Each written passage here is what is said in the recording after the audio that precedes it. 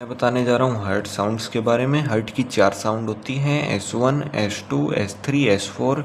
S1 और S2 है वो इजीली ऑडिबल होती हैं, इजीली हर्ड होती हैं थ्रू ए स्टेथोस्कोप।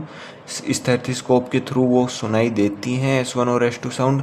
और ये क्लिनिकल डायग्नोस्टिक सिग्निफिकेंस होती है इनका, क्लिनिक्स में यूज लिया जाता है। इनको सुन के बीमारियों का, डिसऑर्डर्स का पता लगाया जाता है S1 और S2 के थ्रू। और S3 और S4 हैं वो बहुत ज़्यादा सॉफ्ट और शॉर्ट साउंड होती हैं, वो सुनाई नहीं देती, उनकी पिच ज़्यादा ही कम होती है। अब बात करते हैं S1 होती है सिस्टोलिक साउंड और इसकी आवाज़ होती है लब। ये कब जनरेट होती है? Generated during closure of atrioventricular valve. जब एट्रियोवेंट्रिकुलर वॉल्व क्लोज होते हैं तब S1 साउंड जनरेट होती है।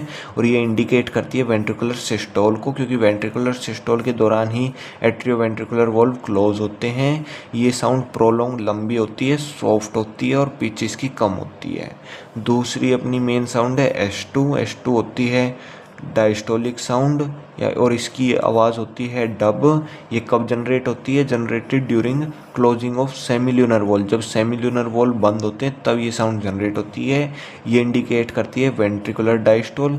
वेंट्रिकुलर डायस्टोल मतलब वेंट्रिकुलर्स का रिलैक्सेशन, क्योंकि उसी दौरान सेमिल्यूनर वॉल क्लोज होते हैं तो ये साउंड जनरेट होती है। ये साउंड शॉर्ट होती है, शार्प होती है, इसलिए इसकी पिच हाई होती है। थैंक्स।